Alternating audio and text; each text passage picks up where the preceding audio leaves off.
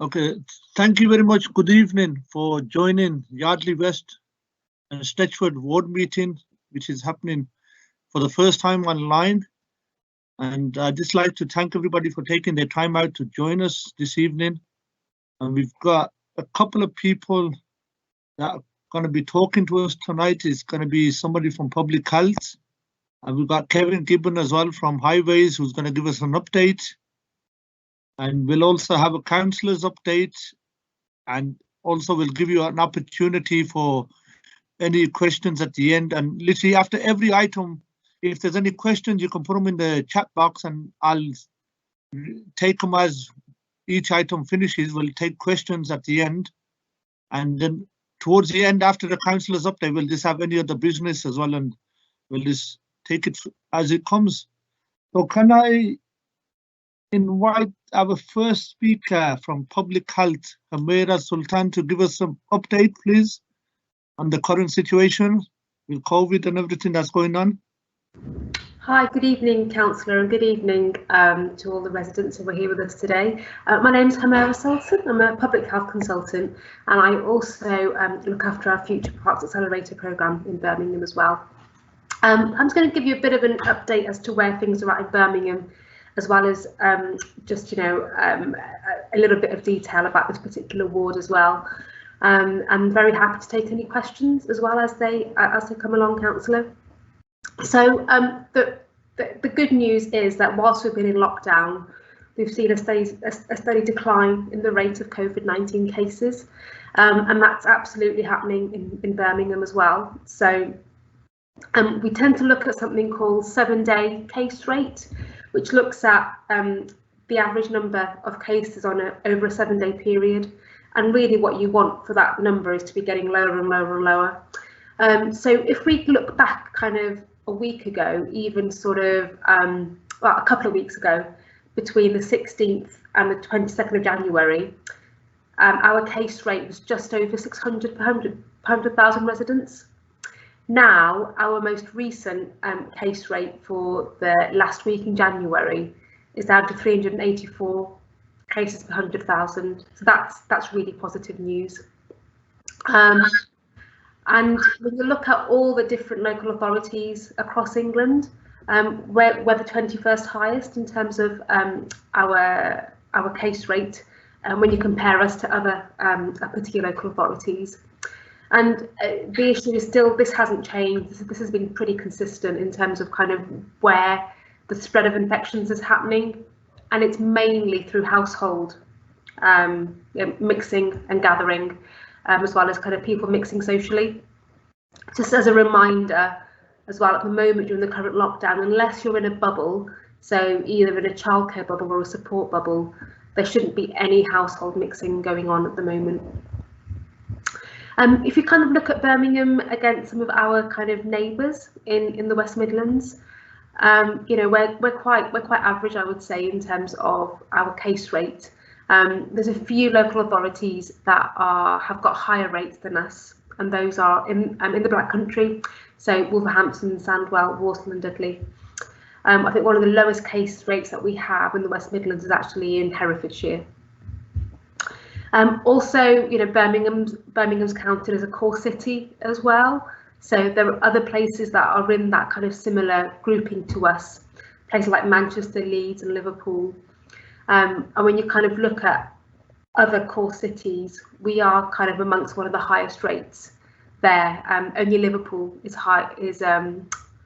sorry, no, I just having a quick look at the data. No, it's Birmingham that has the highest rate out of the core cities at the moment, but this does seem to kind of fluctuate a little bit.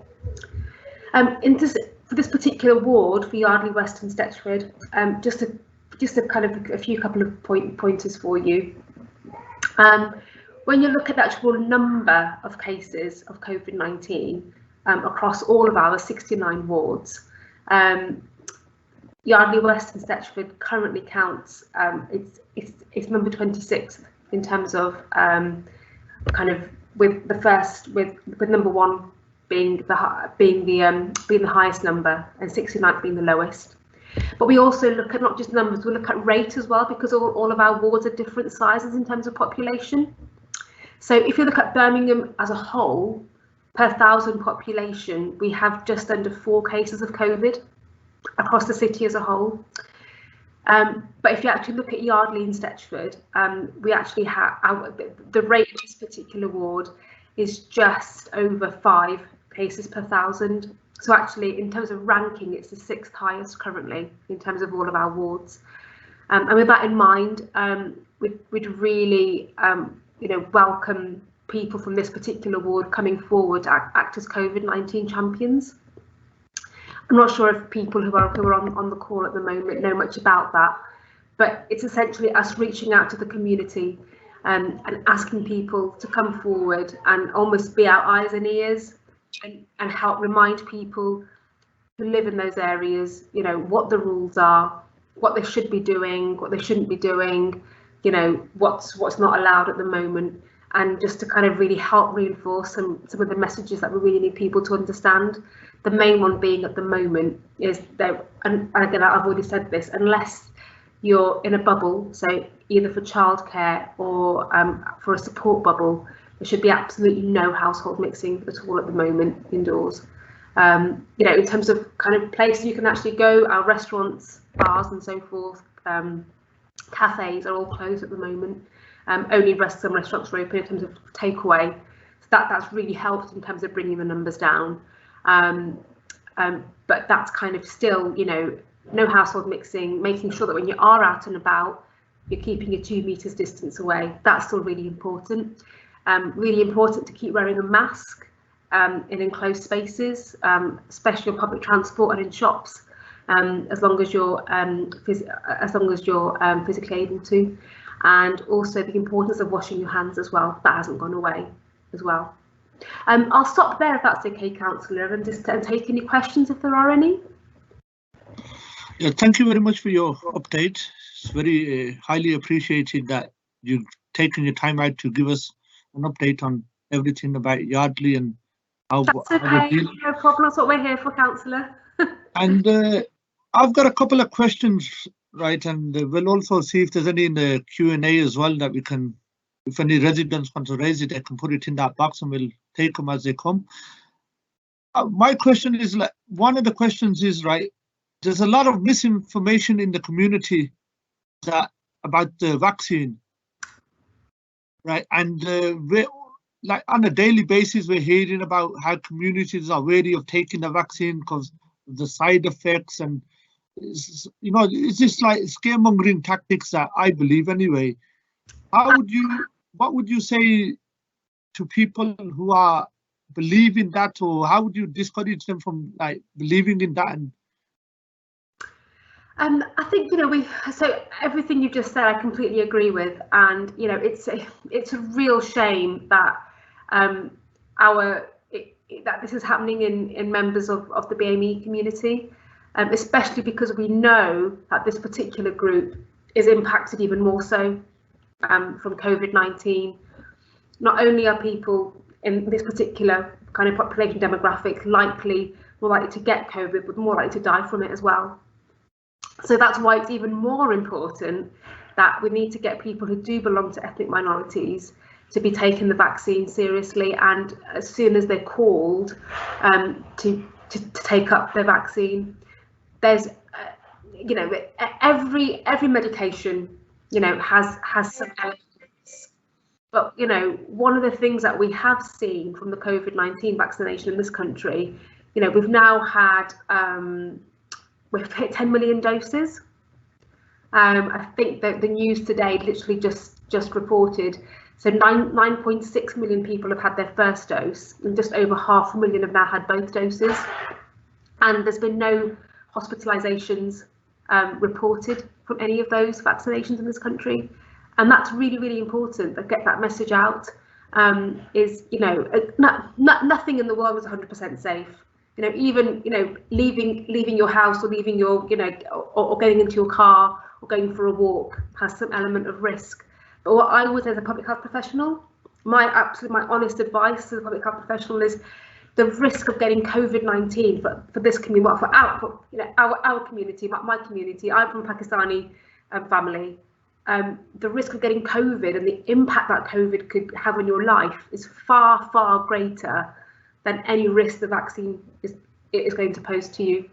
So on a personal level, I'm telling all my family, you know, I've got a couple of aunties who are in their 70s, you know, and they both called me up and said, Humera, what do you think? And I said, take it. If I'm given the chance to have the vaccine, I absolutely will take it. I'm not quite at 70 yet, so I'm gonna have to wait a little while. So, but yes, absolutely, I would encourage everybody who's offered it, you know, to take it. Okay, well, following on for that question, like you've mentioned how the BAME community is like being affected the most with the virus. What do you think other communities are doing wrong? That I don't think it's about blame at all, councillor, not at all. I would be saying it's, you know, we know that some you know, some people in our community, unfortunately, you know, kind of where they live, some of the houses that they live in, some of the overcrowding that we see, the kind of jobs that members in our community do as well, you know, tend to be quite people facing, you know, working in restaurants maybe, or as a taxi driver and so forth. So some of the jobs that people in our community do, and also the size of the families as well, in terms of that are living in, I mean, I grew up in a multi-generational house, you know, since then I've moved on, you know, I've got married and had my own family and so forth. So I remember growing up in Perry Bar, and you know, my nanny lived there, my khala, my auntie lived with us as well, and my mum and me. So that's not really that uncommon to have, you know, and there were only 4 of us, but it's very common, as we know, in, I can only speak really for kind of Asian families from my own perspective. But, you know, the more people that live in a house as well, the more likely it is for a virus to spread. But, you know, it's also, I know that for some ethnic minority groups as well, the idea of a household, it is quite different. Kind of, you know, the advice from the government is there should be no households mixing, and what they mean by that is, you know, people who literally share a bathroom and sleep in the same house as somebody else, that counts as a household. Whereas I know for a lot of families, one household can mean 2 or 3 houses, you know, where your mum might live, or your dad might live, or your uncle lives, or you know, or your brother or your sister live, and so that messaging, I think, has been a challenge, really. And also, I think, in all honesty, there is quite a lot of confusion, especially because of all the changes that the country has been through since last March, in terms of, you know, going from a complete lockdown to then things opening back up to then closing down again, then the tiers 1, 2 and 3 being introduced, and then going back into lockdown. There's been a huge amount of change for people to understand as well. So, and this is why our COVID-19 champions are so important. So, because they're members of the community, they're in that community, they're living on that street, they're seeing how people are behaving. And, you know, as a council, obviously we can't be everywhere. And this is why we're asking people to kind of come forward and really help us manage those messages and help them make sense, especially with people that speak English as a first language as well. So we do have various videos that have been produced by you know, healthcare professionals in various languages as well, so we can make sure, councillor, that after this meeting they're forwarded to the ward forum officers, so that they can be passed to you to kind of share out to the communities as well that you work with. So yeah, I think that's probably as much as I can probably say on that, I think. Okay, now, because I represent a very mixed diverse community, right? So then videos will be helpful, right? So we can actually get that message out to, yeah, we'll make sure as far as wide, right? Share with you. And literally another one we would say, you know, community groups. We've got a lot of good community groups in Yardley, West and Stechford. What would you say to them? What can they do to get this message out, and how best for them to network the message that the virus is dangerous, how you need to abide by the government guidelines, how we need to, when our poll comes to have the vaccine, how can they get that message out? What should they be doing to get that message out? Sorry for sounding like a broken record, Councillor, but again, if any of those groups could volunteer to become COVID-19 champions, they'll be kept up to date with the most recent information. They'll have a network of people that they can call on in terms of help to support them with training and so forth.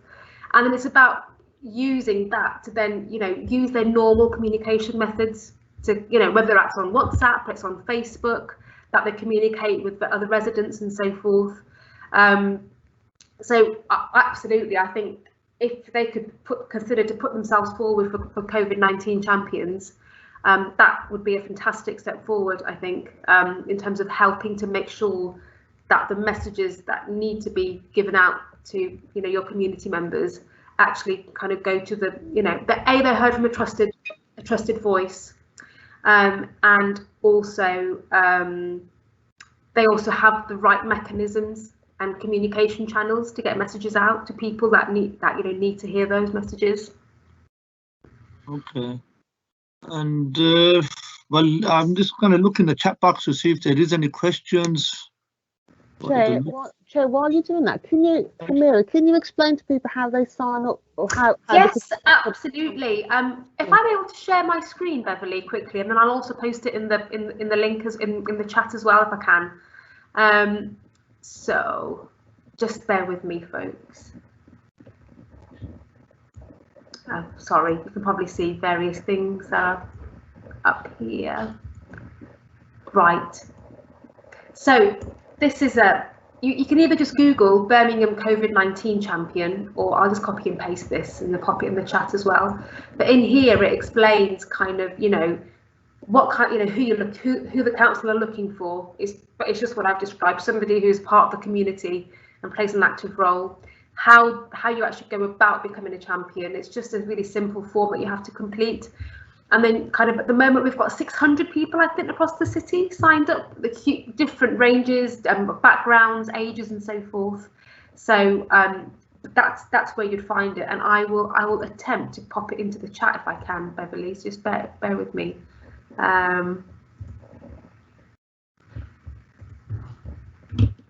I never used this before, so hopefully that's worked. It says published, I think. But if not, I can always send it to Beverly to send out as well. Okay. I'm just trying to look for the link, but I don't think has it been published? Okay, yes, it has. Brilliant, that's great.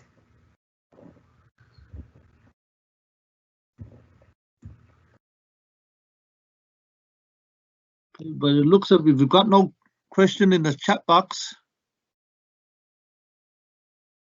If anybody wants, well, there is residents online, so if anybody wants to ask a question, please put it in the chat box and I'll ask on your behalf.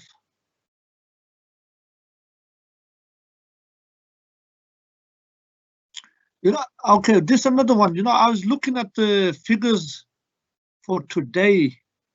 We've had an update on the infection rates across different wards in Birmingham, and my ward, well, the cases have come down significantly. Probably they were about around 650 the last time we had an update, and today they're around the 500 mark. But we are actually in the top 5 infected ward in Birmingham at the moment. But because the cases have dropped, would you say that's a positive in that sense, because the cases are coming down? So would we still need to be wary of this, to think that we're actually winning on this, or would we?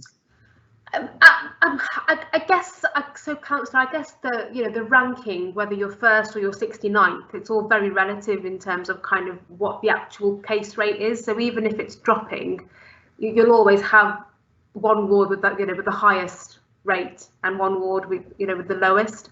I would absolutely take a lot of positivity that the case rate is decreasing, and it is decreasing across the whole city. But if Justin was here, our Director of Public Health, he'd absolutely be saying this as well. It's not to get complacent. It's to still the virus is still very much out there. It's still just as dangerous as it was back in March, and we're also now seeing new other variants coming in as well. So it's tempting to think, oh, we can, now it's because it's coming down, we can kind of perhaps hug some of our family members or go and pop over to see someone, but absolutely not. It's still all those messages around. We talked about that space and about covering your mouth and also covering your face and washing your hands. All those are still really, really important. Okay, just a final question from myself. Earlier on this afternoon, I've seen that the South African variant has actually been found in Birmingham earlier on in Franklin North. Could you tell us the difference between that and the virus? Is there any difference to look out for or anything? So yeah, I mean, mainly so when we talk about variants, so they basically have a slightly different genetic code, and that means how well they get into the body varies. And what we seem to know about this variant is that it's more infectious, so it's able to kind of go between people more easily. At the moment, there's no evidence that it's any more dangerous, that it's causing any more illness or any more severity of illness or any more death. But obviously, if it's easier to transmit between people, the likelihood more people will actually catch it. So that's the worrying thing about it. And that's also where kind of we're seeing, you might have seen in the media, some parts of the country are having door-to-door, testing to try and, identify people that haven't got symptoms who might be carrying it. So that's all a variant really means, is that in terms of kind of their genetic makeup, it's different. So and how it acts is a bit different. Would that be the case now, because it's been found in Birmingham and Franklin North? Would they be having a similar door-to-door?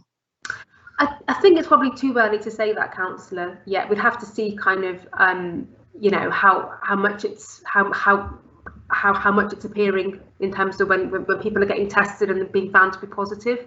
So I think we're still a little way away from thinking about anything like that yet. So okay, I've got a question in the chat box. Vaccination centres, are there any local to Yardley West? So I'll have to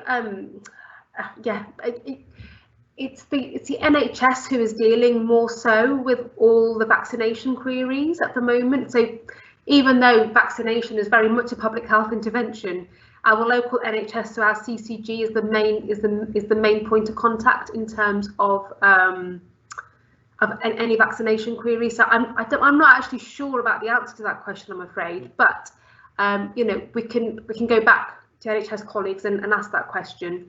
But generally speaking,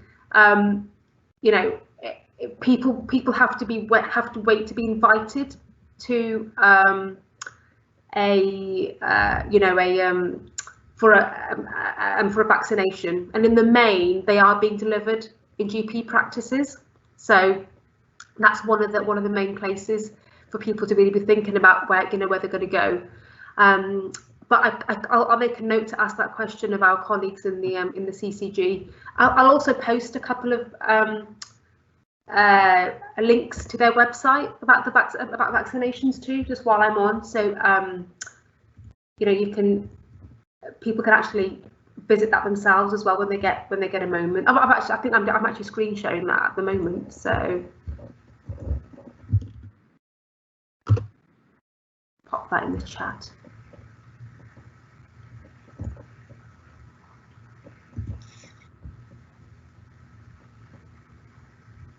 But yeah, I'll find out the question, the answer to that question, just post, Councillor. Okay, I've got another question for you. Is it true one must wait for letters of invite from NHS or GPs? Yes, absolutely. It's a very controlled process, the vaccination, and also that the country's following quite a strict prioritisation process as well, who gets the vaccination first. So before it was anybody over the age of 85, it's very much been done kind of according to, you know, those people that are most at risk of either getting very ill or dying from COVID, and it's our most elderly who are at most risk with COVID. So that layer's been, that we call it in layers almost, that layer's been done, and now it's being offered to those in their 70s and above, and also those who are clinically extremely vulnerable. So we're kind of, and also people on the front line, so health and social care staff are also being offered the vaccination. So you know, I know a lot of people are desperately, you know, wanting to have the vaccination. There is obviously the whole world wants the vaccines for COVID-19. So even though we have a good supply in England at the very least, it's, you know, it's coming in. So, and we're not able to do everybody straight away. So absolutely, in terms of Pat's question, anybody who's ready to be vaccinated will get an invitation, you know, by their GP. So we ask you, you know, ask that you're patient in terms of receiving that, please. Okay, and if, for example, somebody that's categories been completed or has not been contacted, what should they do? I would, if people think that they should be getting a vaccination and they haven't, I would say contact your GP, because they'd be the first port of call, I would say. Okay. Just let me check if there's any more. No, that's all the questions done. Yeah, there's all the questions. So I think we can end this item now. Thank you very much for your attendance tonight. You're welcome, Councillor. I'm Okay, sure the information that you've provided is gone down well with the residents who have been watching. So thank you very much for your time. Thank you. You're welcome. I hope you all stay safe. Thanks, Councillor. Thank you. Bye. Bye-bye. Okay, now I believe we can move on to our second item on the agenda. It's an update from Kevin Gibbons, Highways. Good evening, everybody. Yeah, it's me. I'm still here, Kevin Gibbon. Now work for Cllr as opposed to Amy. The same rules apply. Any issues that you have or anything, please report them through to us, and we will get to them and make get the repairs done on the streets. One update I'll give you is that we have a carriageway resurfacing programme coming in within the ward for Bawdsey Green East. I can't give you confirmed dates as yet as to when that's going to actually happen, but it will be happening in the early part of this year.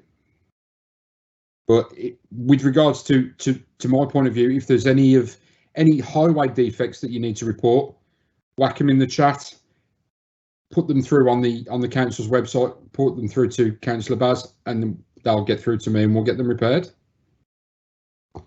And that is pretty much all I can give you at the moment, I'm afraid. Okay, well, if there's any questions, you can put them in the chat and I'll fire them away at Kevin. Councillor, have you got any issues that you need to I've got a couple that I want to bring up with you. Yeah. Going back, I would say in April of last year, we had an email come through, right, to say that Stony Lane from Blakesley Road going up to the Yardley Island was going to get resurfaced both from Yardley West and Yardley East. The carriageway and my side, the footpath, was going to get resurfaced. Okay, let me just check if that's on the... And we had the signs actually put up as well on the lamppost to say that this work was going to be carried out end of July. It never happened. And I've chased it up and nobody can give me an answer to why it didn't and what. Okay, Stony Lane. Yeah, it's on the programme, but it's moved dates. I've got no dates that I can give you. It is going to happen, but I can't give you any dates at the moment. Okay, so that's because I was led to believe that every quarter we were going to get a road and a footpath resurfaced and relayed. Is that not the case? I can't give you that information, Council. I haven't got it. The programme's held by Birmingham Council, and it's been done by a group of companies that are working on it. Right. All I've got is just very basic information, I'm afraid. I can try and find that out for you and report back. That's not a problem. Okay, that's fine. Well, I asked for, because basically these roads and the footpath that got brought to my attention to say that it was going to get done. Yeah. In my eyes, because I walk the ward and obviously I get feedback from the residents, I would not say this was a priority road or footpath to be done in the ward. There was more roads or footpaths that were more urgent. Yeah. And I actually emailed it across to say that, okay, I'm pleased that something's getting done. I'm not going to say no to it, but for me, priority would have been probably the footpath on Clements Road needs looking at. Okay. In Yardley. And the highway on the Millhouse Road literally is full of like potholes and it's been repaired. It's got patches of repairs here and there. Literally, it needs a full resurface. Okay. Right, and to me that would make more sense in getting done before Stony Lane. But if it's in the plan, I'm happy for it to go ahead. I ain't got an issue there, but I would like these roads to be considered as well. And absolutely, I can certainly feed that back. As I say, it's not Cllr that's determining the resurfacing programme per se. It's more Birmingham City Council, but we will. But yeah, I can feed that information back in, and then hopefully that'll get added to the list. Okay, is there any road safety work planned for the ward or anything, or not that I've been made aware of at the moment? Because we've had issues of, we've had a number of issues on Wash Lane where speeding cars have come down the Wash Lane at 40, 50 miles per hour and they've lost control and they've gone into other parked vehicles. But the response we're getting back is negative in the sense that they're saying there's no fatalities and they don't meet the criteria. And yeah, in the last 3-4 months, there's been about 4 or 5 car crashes along that road. One only a couple of weeks ago where somebody had to be cut out of a car.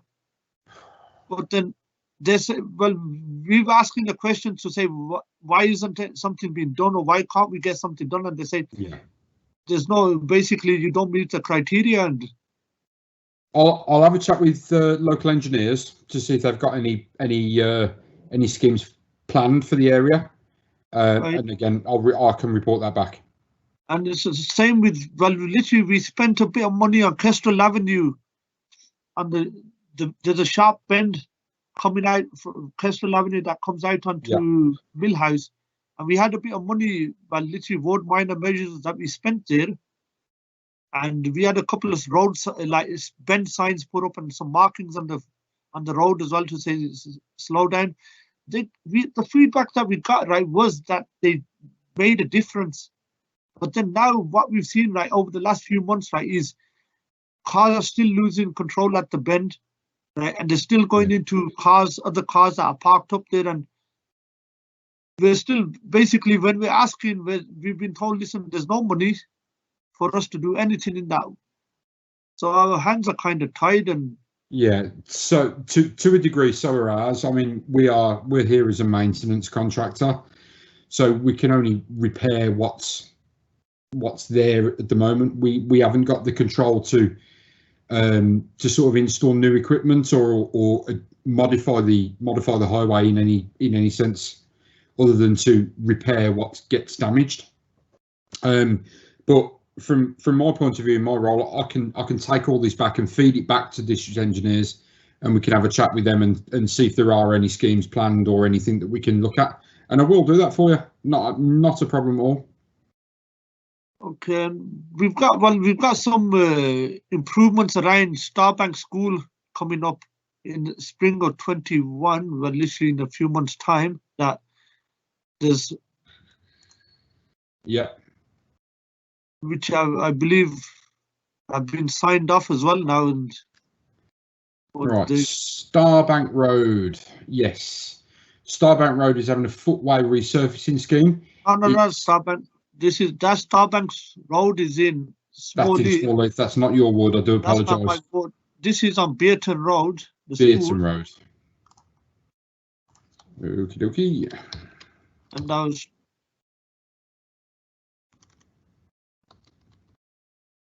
There's nothing coming up from me at the moment. Okay, it's not going to happen. I'm just not aware of it at the moment. No, because we've had a change. Obviously, you're aware of we've had change of local engineers now as well. So yeah. From previous, we've had communication from Lewis and James that there was work in the pipeline.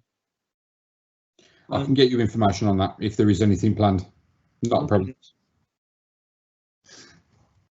Not sure if I don't think is there anything in the Q&A that's.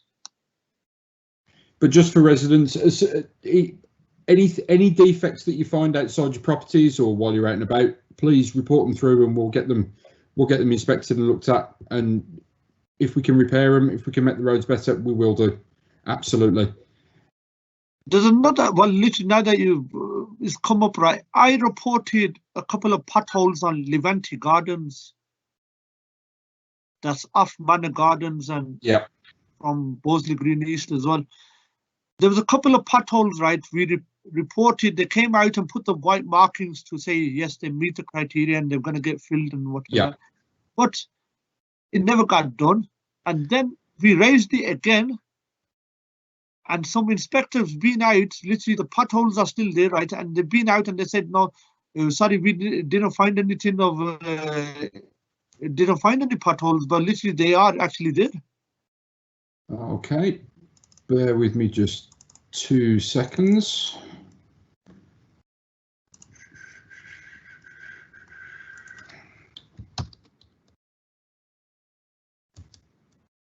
Chair, while Kevin's doing that, there's a couple of questions in the box from Andy Brown and Nadine. Do you want to have a look at those as well?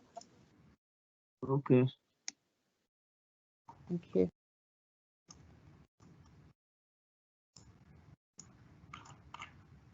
Okay, so we have got a couple of jobs outstanding. Excuse me. We have got a couple of jobs outstanding for Levante Gardens. So there are some potholes raised.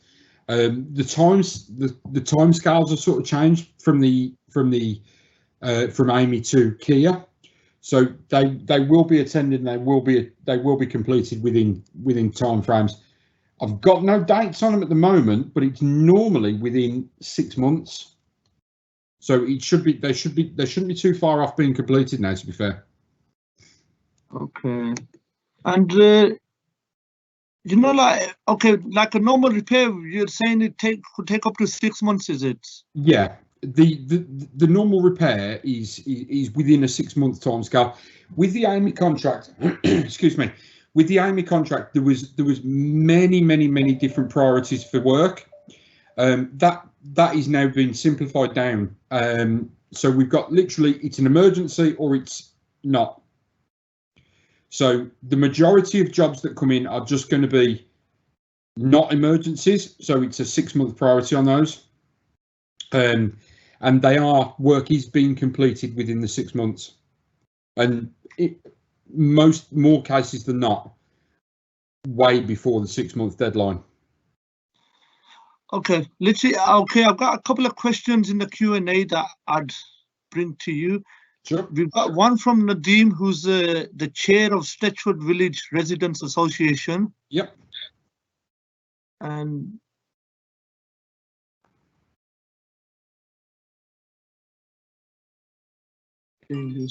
okay.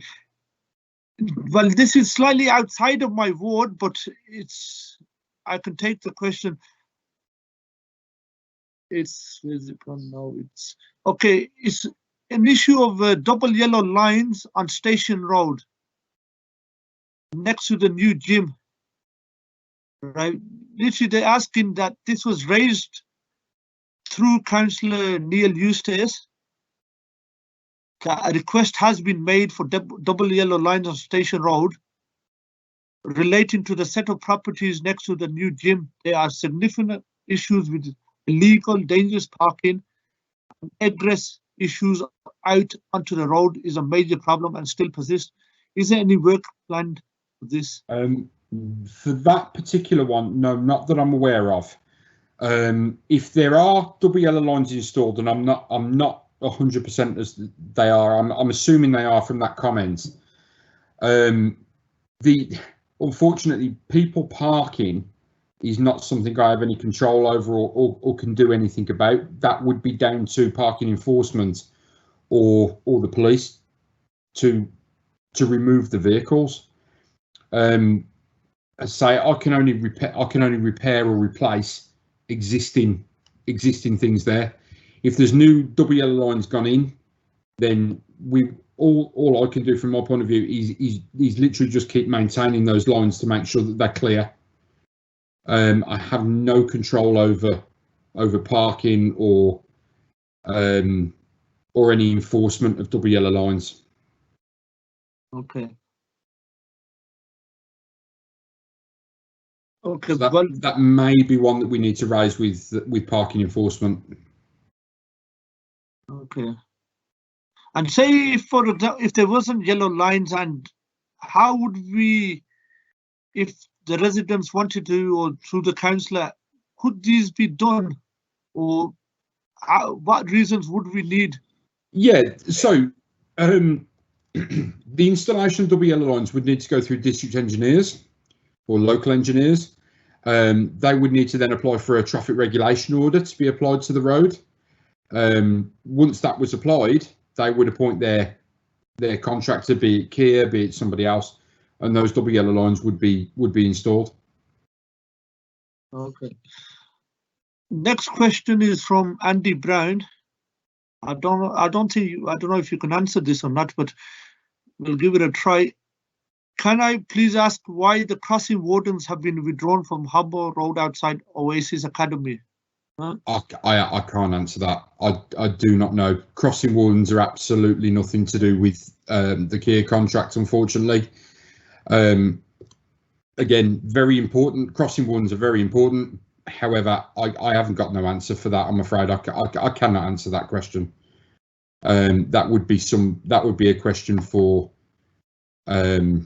somebody at the council, I'm afraid. Okay, basically, Andy, I'll ask that question for you, and we'll get you an answer for that as soon as we can get a response back from the council. Okay.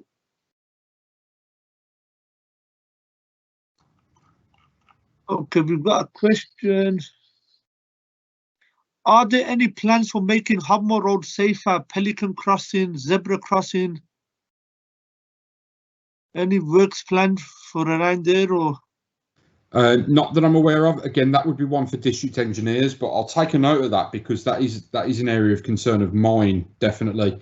So I will take a note. I'll make a note of that, and I'll approach district engineers to ask the question if there are any works planned for that area.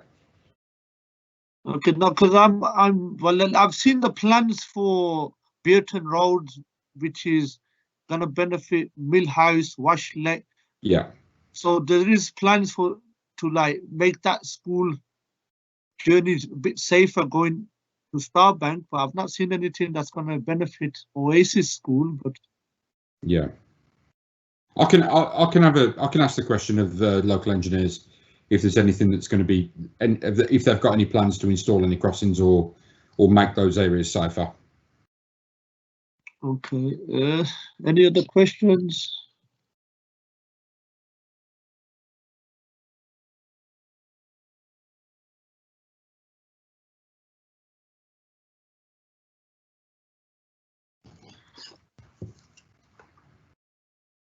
Okay.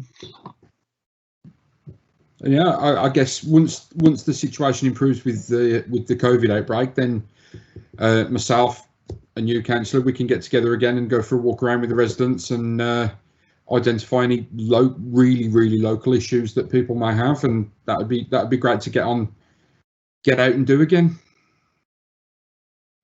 Yeah, I think now is we need to, once it's safe and we're allowed out, we need to take a walk around the ward and absolutely probably in the hot spots where there is issues, and we can look into them. And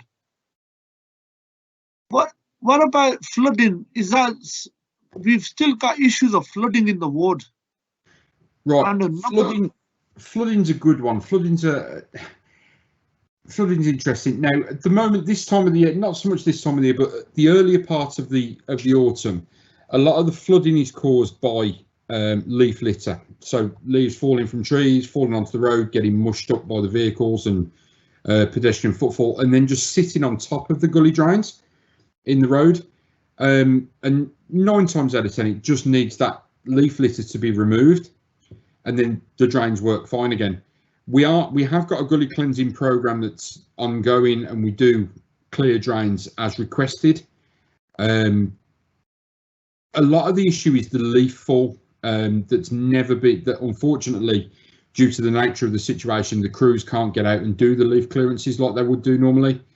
I mean, I'm guessing that might need to be picked up with environmental, but from our point of view, if there are any areas where there's a drain that's not working correctly, just let us know and we'll get a crew out as soon as we can. Okay. No, well, it's been bought. Well, previously we've raised it and we've seen, basically what we found, right, is Amy, who were previously, they've passed it on to say that it wasn't an issue with the drains. It was more of a Severn Trent issue. I'm talking about outside the train station at Victoria Road in Stechford. Yeah, that's been a big bear. So Victoria Road train station is quite literally a capacity issue. The sewer itself there is not big enough to cope with some of the rainfall events that we've had.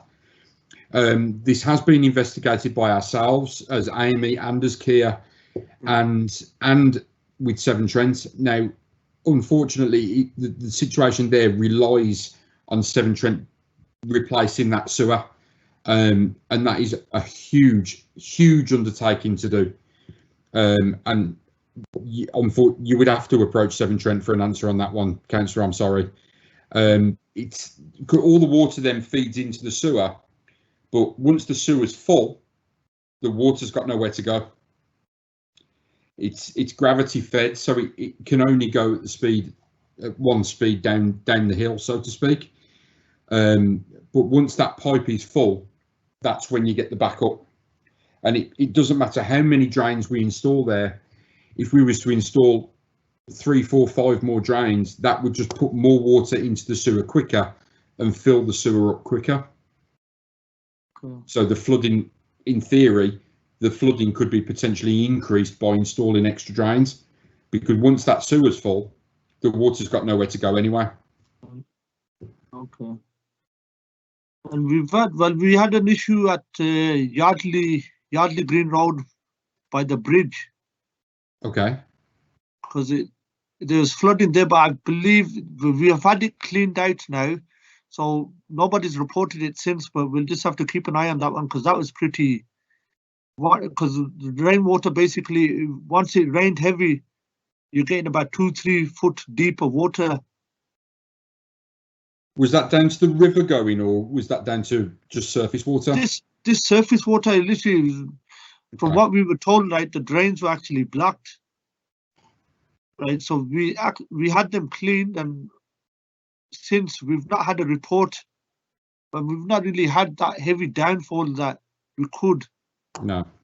Find out that if it is actually cleared or not, but something we'll have to keep an eye on, I believe. Yeah, that's fine. I can keep an eye on that. I'll get a regular cleaning crew to look into that. Okay, I believe that's. Let's see if we got anything else.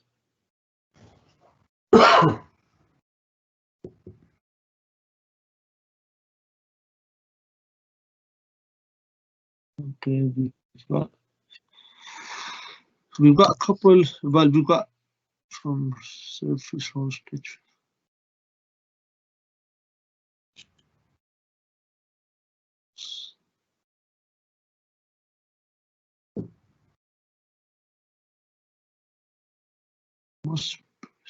Councillor, the question that's just come in from Nadir again about the exit from the service road in Stechford. Yeah. That needs to be picked up with James Freeman, okay. the engineer. So can you see okay, that? yeah. that was posted. Okay, we had another question, but that's more for the district engineer. So Yeah, yes, a lot of the questions that are there are coming, you know, they are from district engineers. literally they are. Highways. Okay, just another issue, right? I'm not sure if you can help us with, right? We've got an issue of a property on Albert Road. Well, it's not on Albert Road, it's a property that's on Frederick Road, right? But the gardens lead out onto Albert Road just before the bridge. There's been a water leak coming from one of them properties. Yeah, I know. Right? And this has been ongoing now for a couple of years.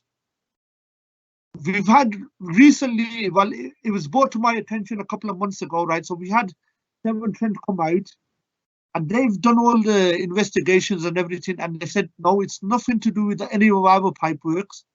And it's more from the properties. Issue we've got, right, is the water. Obviously, this time of year, right, the water freezes onto the footpath, right, and it's a health hazard. And now, how do we go about tackling this issue, right, and getting whoever's problem it is to repair it?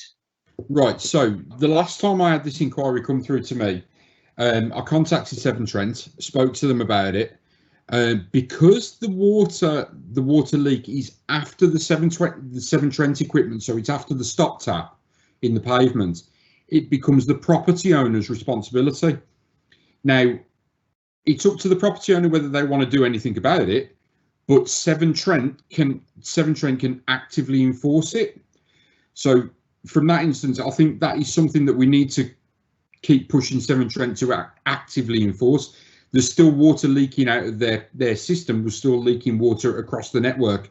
That's something I can pick up. I'll chase that with Severn Trent, not a problem.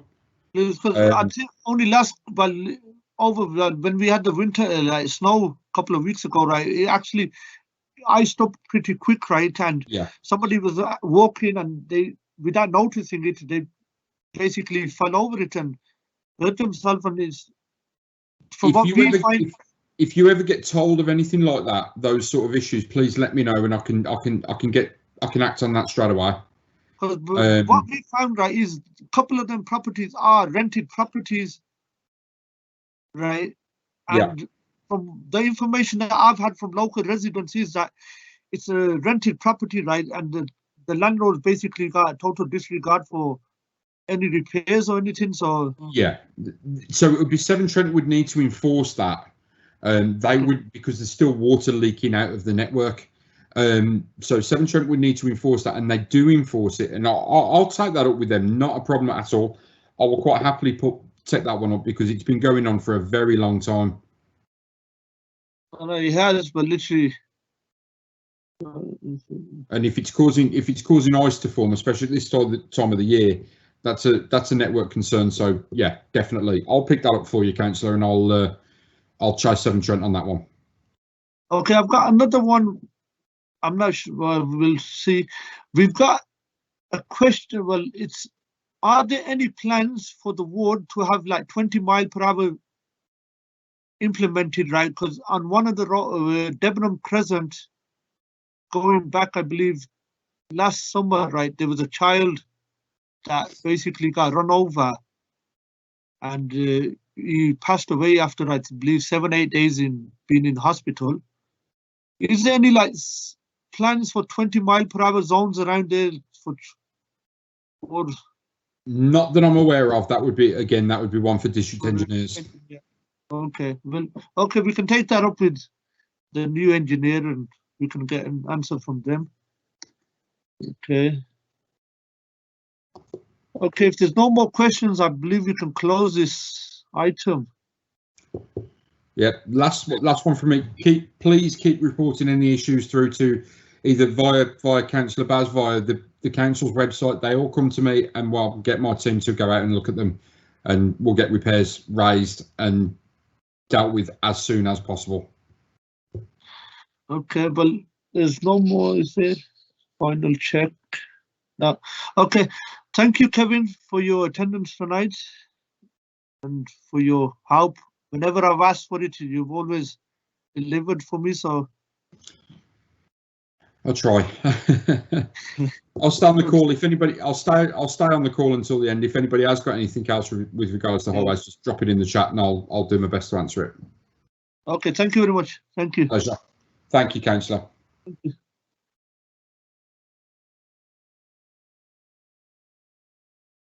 Okay, I believe we can move on to a councillor's update now. Okay, well, I'll give you a bit of an update. It's been a testing year, because I believe the last ward forum we had was February, March, so it's coming up to nearly a year since we had one. But in that time, we've actually, with the lockdown, the first lockdown, how we were busy with the food parcels. It's been a year that we can look back on and say, you know, it's been a challenge. And I must have, through the food banks that I was working with, I must have delivered referred probably 300 families, if not more. And even now with the lockdown, we're still getting people asking for food, and we've got the pantry open now at Yardley Baptist South Yardley Church, right? So, you know, we're referring people to them as well now, and it's making a difference. But it's been a challenge for us all. And the quicker we get back to some kind of normality, you know, the better, really, because, you know, we've all suffered in one way or another, and it's not something that I'd want to experience again in my lifetime. So that's something we've done bits, like we've been helping, we've donated food to the local hospitals at first lockdown, actively involved in helping the local community where we could. We can move on from that. We've got issues of fly tipping. Where do we start with fly tipping? It's an issue that's affecting the whole of Birmingham. Even yesterday in full council, there's measures going to be put in place that we're looking to tackle fly tipping. But I don't know. I'd love to see a clean Birmingham, but I can't see it with the measures that they're trying to put in place. If these measures actually work, then, you know, we might get somewhere, but I can't see them actually making any difference. But we are in Yardley, Western Stechford, what we've seen, right, is an increase in fly tipping, and we're clearing wherever I get told of fly tipping, or wherever I see it, I get it picked up. Then within 24 hours, 48 hours, the known hotspots in the ward get dumped on again. Issue I have is, right, you know, like you can have a sofa dumped, a fridge dumped, and you've got properties close by, but nobody ever seems to see anything. So we can only carry on getting these items picked. We've had enforcement come out a couple of times where we've had addresses and labels left on packaging, black bags where we've had them checked and everything. But we've had a couple of positive cases, but, you know, one or two cases is not going to make us achieve anything positive for the ward, right? Because it's starting to spread now. And the amount of fridges in the ward that have been dumped, unbelievable. I've reported about 6 or 7 this last week, and there's still 3, 4 from previous reports that we made that still haven't been picked up. And we've asked the question, why is it taking so long? And the response I had back yesterday was that due to the level of fridges and electric machines and everything else that have been dumped, it's taking longer for the council to actually pick these up. So I've asked for a couple of that I've reported before, that I've said that we've waited long enough for these to be picked up, so please can you make these a priority, which they've responded back and said they have put them on the list. So hopefully in the next few days we should see these picked up. But it's fly tipping. It's not. It's something that, you know, we need to collectively work together on. It's not something that we want to see in the ward or anywhere across Birmingham. So I'd hope like, you know, like we've got good community groups in our ward who obviously with the restriction we're limited to what we can do, but we've done a lot of good cleanups in the past, and I believe once we're out of these lockdown restrictions, you know, we can go back to what we used to do best in Yardley, West and Stechford, and that is work as one community, as a group. And I can't wait for that day to return, right, where we can actually go out in a group, right, and clean and do positive stuff in the ward. So that's that. We've got issue of knife crime in the ward. I'm sure people would have seen the stuff that the police, well, it was on Facebook, Bateman House, where there was 4 youths with knives in a photo. From the feedback that I've had from the police today, they have actually been arrested and the houses have been raided for whatever illegal activities that they believe was taking place in them houses, right? So they have actually been out and carried out raids in them properties, and 4 people have been arrested. So there has been issues around the Oaklands, but this, I believe, was linked to these 4 people, and hopefully now they've been arrested, and the last couple of nights has been a lot quieter than normal. So I'm hoping that it was only a few bad people that were making it an issue for all of us, and hopefully now that they've been arrested, we'll see some kind of quietness in the ward. But we can only wait and see what, if anything does arise, then we can always go back to the police and say, listen, there's still issues, and if there still are issues, please let me know, and then I can feed that back to the sergeant and say, listen, we're still getting issues, because there is, we've had issues around the U tree, but hopefully now, again, I believe it's the same group of lads that were causing this mess, right? So hopefully now that they have been arrested, that should hopefully clear up. We've got issues of untaxed cars in the ward. Any car that's parked on the highway that's not got tax, right, we can actually ask the police for them to be removed, and the Yardley police have actually been very active in the last few months in getting these cars removed. I've reported through residents have reported through me, and others that I've seen in the ward that I believe have criminality linked to them, right? We've asked the police to investigate, right? And I think we've had a close on 10 cars removed from within the ward in the last couple of months. And the police are always saying, if there's any information, please provide it to us. And, you know, we can always look into these for you. So if there is any information, please drop me an email, and it's something that I can look into for you. And if there is cars, basically what we're finding, right, is these cars are taking up parking spaces and it's depriving others of parking spaces. So if there is cars on the road that aren't taxed, or you believe they're stolen or whatever, right, let me know, and then we can always get the police to investigate, and we can always look into these for hopefully get some positive results. We've had, I should have said this at the start, but we've had the sergeant for Stechford police station. He actually sent me an email last night, and he said he sent his apologies because he was on working morning shift today, and so he couldn't attend. But he's also, like, because he's only taken on the role not long ago, right? I've been out to see him as well, and he's basically told me that, listen, if there's any issues in the ward that residents highlight, please let him know, and, you know, we can work together and, you know, make Yardley, Stechford a safer place for us all. So if there is any concerns, please let me know, and we can look into that for you. Another, ward minor measures.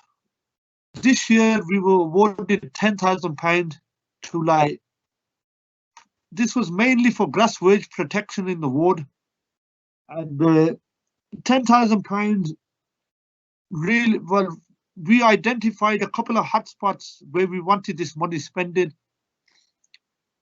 Then it came, we had 2 roads in the final, like, we had 2 roads to pick, and the decision I made was that I wanted Stony Lane the grass verges on Stony Lane to be protected, as because if you take a drive down, right, a lot of cars are parking on the grass verge, and because it's a main road from Yardley going into Stechford, right, and it's a main bus route and everything, right. So we looked at that, right, and we said, okay, Stony Lane is, for this year, we're going to spend the money on Stony Lane.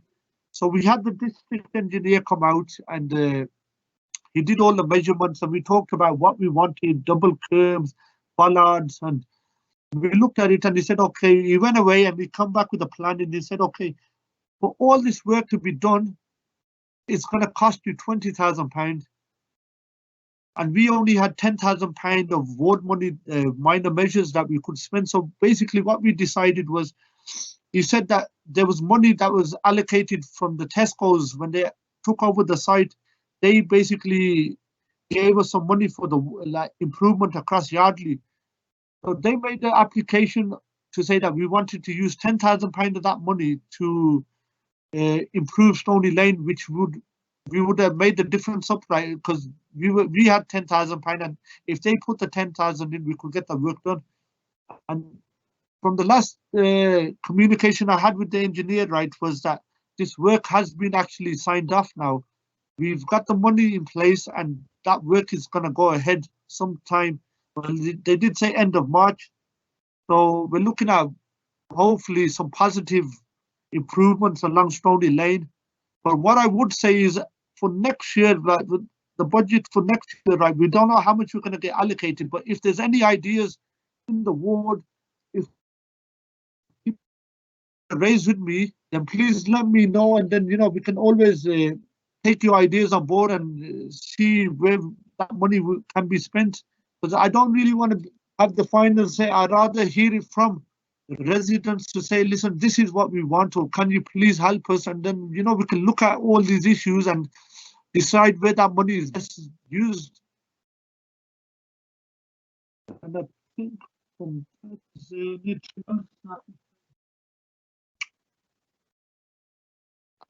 no, and all I would say along that lines is like, if there's any issues of concern in the ward, please, you know, my mobile number's out in the public domain. The email address is there. Please, if you need to contact me, you know, I'm happily available. You know, I'll take your calls and I'll help you where best possible, because at the end of the day, if there's any issue in the ward, I'm here to help you, right? I might not get the results every time that we want, but, you know, there's no harm in trying. And that's something that I've always done from day one, right? Is I've always said, I make myself available and I'll always do what I can.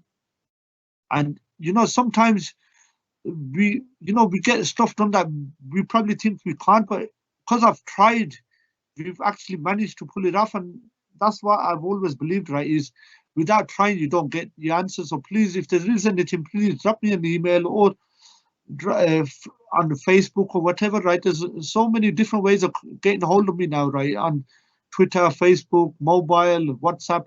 Let me know if there's any issues in the ward, and you know, we can always look that up for you and take it on board and hopefully get some positive results. Okay, I'm just going to have a look if there's any questions in the Q&A to.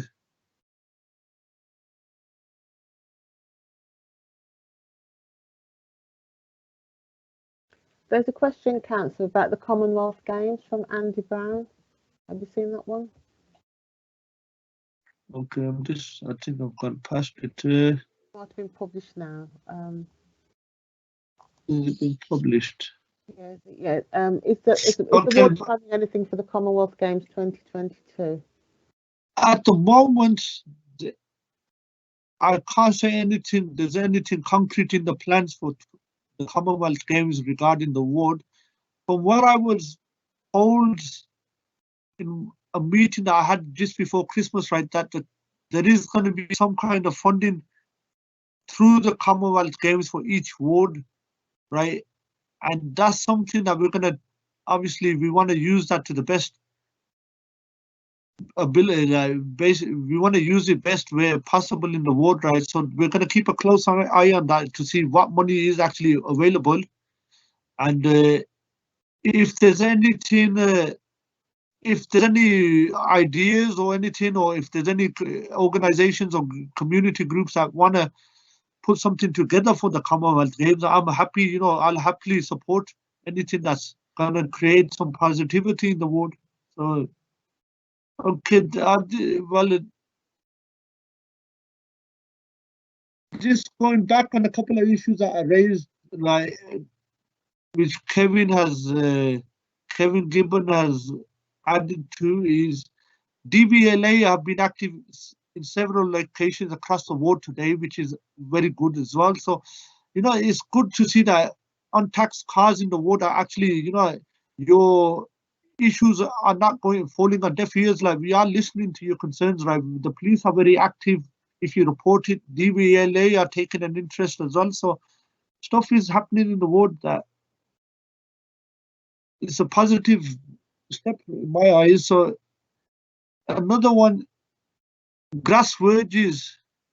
If there's any damaged grass verges, well, Kevin is saying that he can repair them with soil and seed. So if there is any grass verges that need any repairs doing to them, please let me know, because I believe there is some on Stewart's Road going, a couple that have been completely damaged, right? So we could actually look, but I could drop Kevin an email on that one, and we can.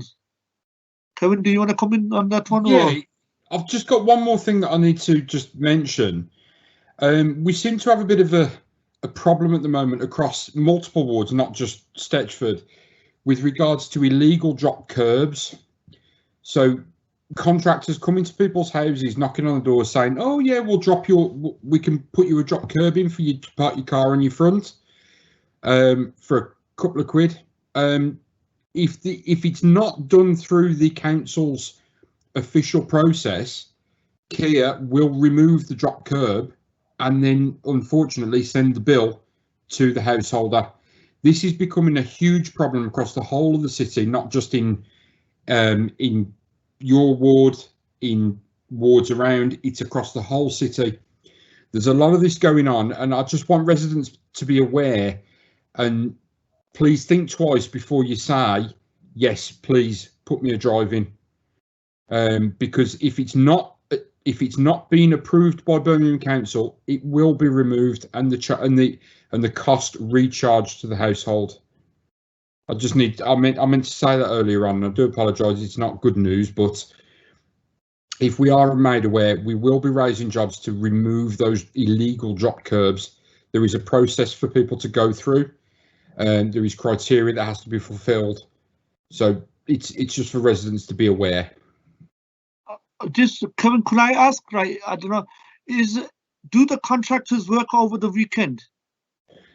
They work whenever they feel like it. This is something that is becoming a very, very big problem across the city. If we catch them, we can stop them, and then potentially stop any costs being recharged to the household. But if the household follows through with the process and has the illegal crossing installed, then yes, we can recharge the household. So not only will they have paid the contractor to put it in, then they're going to be charged for the reinstatement of the footway. But do approved contractors work weekends? Approved contractors work for weekends as well, yes. But there is a set process and a set policy that Birmingham City Council hold. There has to be a certain distance from the footpath to the property edge. It has to be big enough for a car. And if it's not, I think it's 4.5 meters of frontage that you have to have in order to qualify for a drop curb at the moment. But there seems to be an awful lot of people going around at the moment saying we can drop your curb for a couple of £100. And it's not done correctly. It's not done to spec. It's not legal, and it's not approved, and it will be removed. Okay, but is there, like, literally, you know, I don't see it as much, but there might be cases that we might come across, right, where cars are overhanging onto the footpath, right, from the driveway. There are some historical areas where in previous years things were approved, but the current criteria, if it was approved and it was done through Birmingham City Council, regardless of when the criteria changed or not, as long as it was done legally then that's fine. It will remain. But currently the criteria is a 4.5 metre frontage, and that is the minimum for somebody to get approval for a footway crossing. But people have been taken advantage of by these no more than cowboy builders that are doing work, and it's backfiring on the residents, and it shouldn't be that way. It's very, very unfortunate. And from my point of view, where we have to send then a letter to the resident to say this is illegal and you are potentially going to be charged for this, it's really downhearting, and I don't want residents to be put in that situation. So it's more of a, please be aware that these things are happening on the streets, they're happening in the ward, and don't fall into the trap. Okay, thank you. We've got, well, literally a couple of issues we've got around speeding and calming measures put in place, as people are asking for around Oasis. That's something I can take up with the local engineer, right? I'll drop in an email later on to say that we've got concerns. I will do the same. I'll back you up on that. Okay, no, because it's been mentioned a couple of times now in the chat that issues around Oasis, the traffic, speeding and speed. Well, we can always look at what's available and see what we can put in place, isn't it? So, okay. Yeah. So if you can do that, please. Yeah. Okay, sure. Thank you.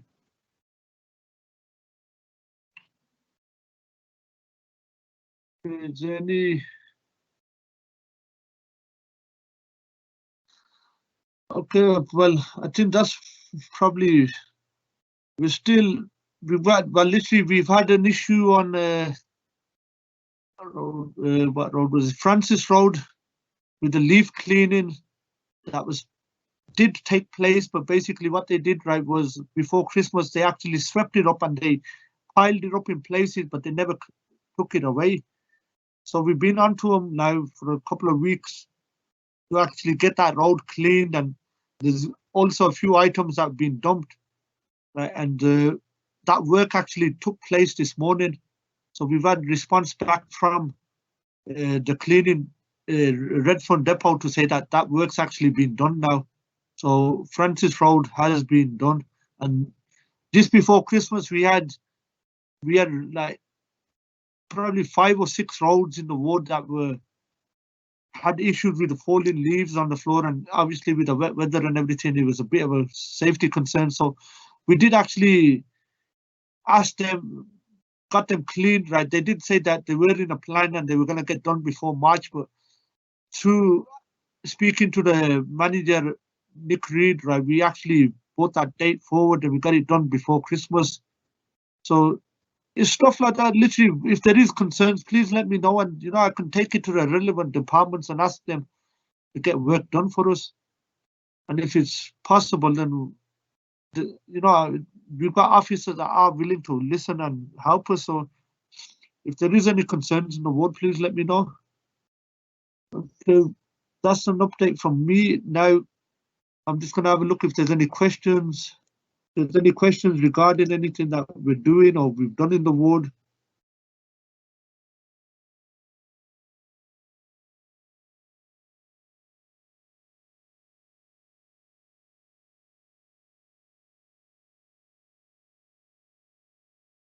Okay, well, Andy, I'm sure, well, it's all around Oasis Academy at the moment with the school and everything.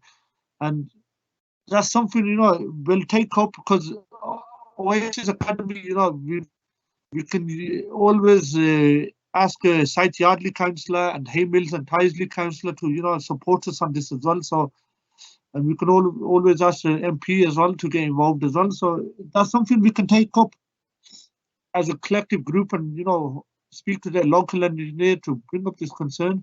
So I'm happy to drop him an email later and I'll copy.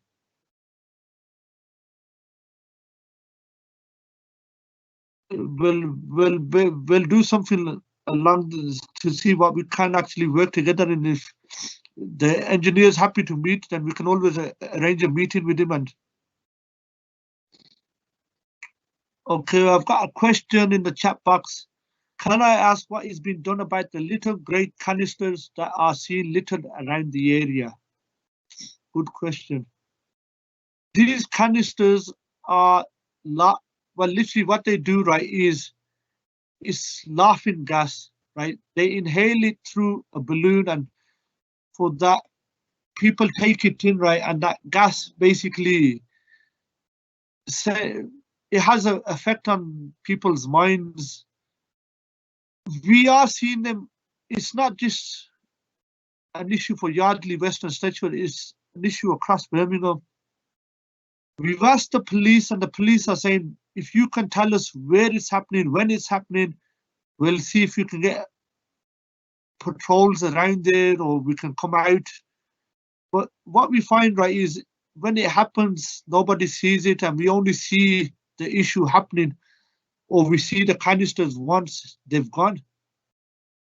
So it's and street cleaning, we've always, literally, whenever the street cleaners go out there, wherever they see the canisters, they always clean up after themselves. But what we need probably is, we're going to have to look into this more deeply to see what other measures can be put in place, right? Because obviously it's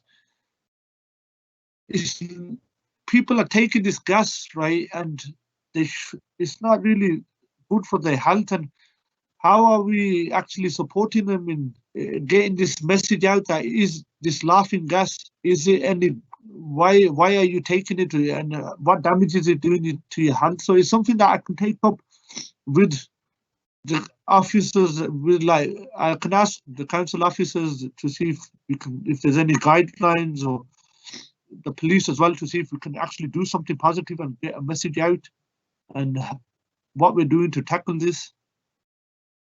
Okay, Andy, going back to cross-party, yes, literally, I'm happy to work with whoever and anybody that wants to see safety, like improvements in the ward, so we can always work on something. Okay, that's fine. Is there any other questions?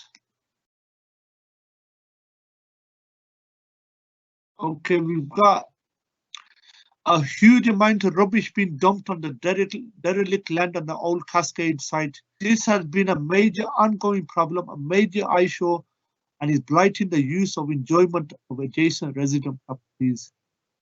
Something I have to agree on, because I drove past there a couple of days ago and I did have a look, and it is a dumping ground.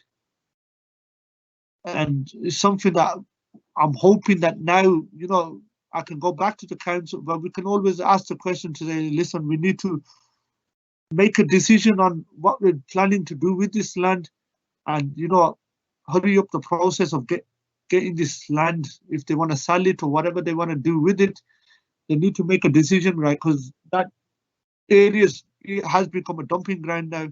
So it's something that we do really need to force with the council now and get some answers. Is there anything else that we can, anybody else with a question or anything?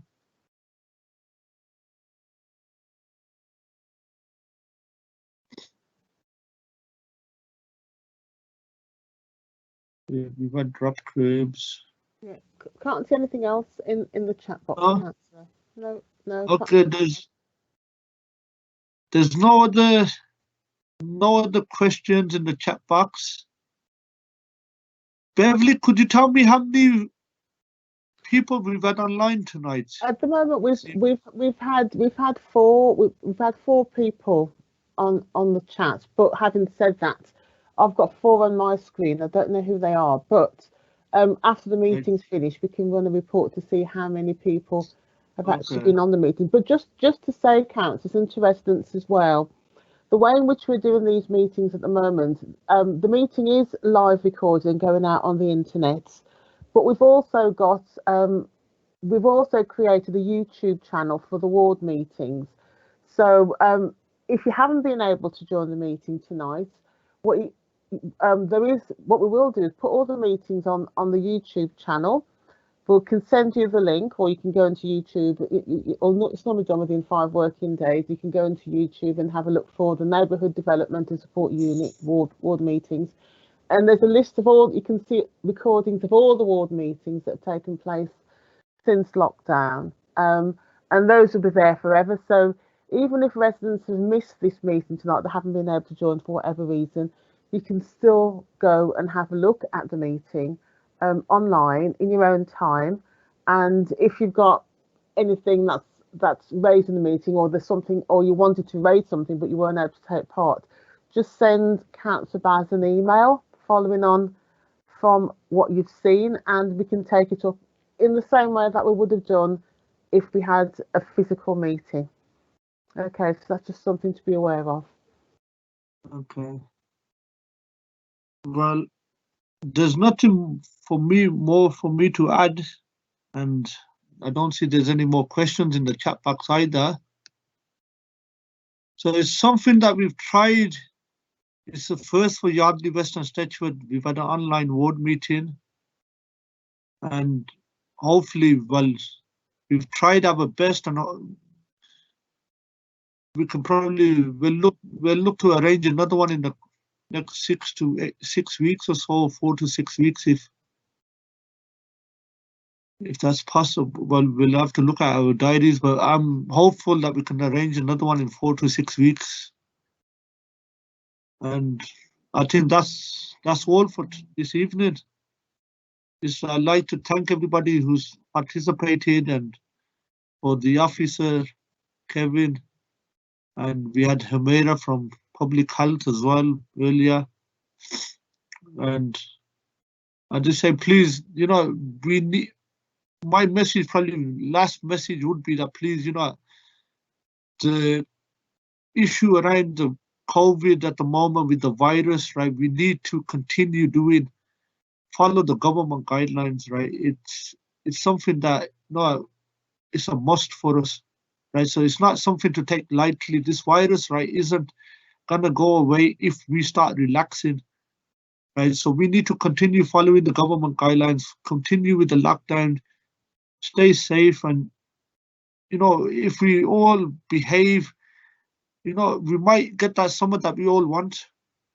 I believe it's possible if we all behave right, and the numbers keep on dropping, and hopefully, in a couple of months' time, right, we can say yes, we've all been vaccinated and everything, and we can all enjoy a great summer as it's been built up, and I believe we will see a great summer. So that's my final word for this evening, and I'd just like to thank everybody for taking the time and being part of this, and thank you very much for joining.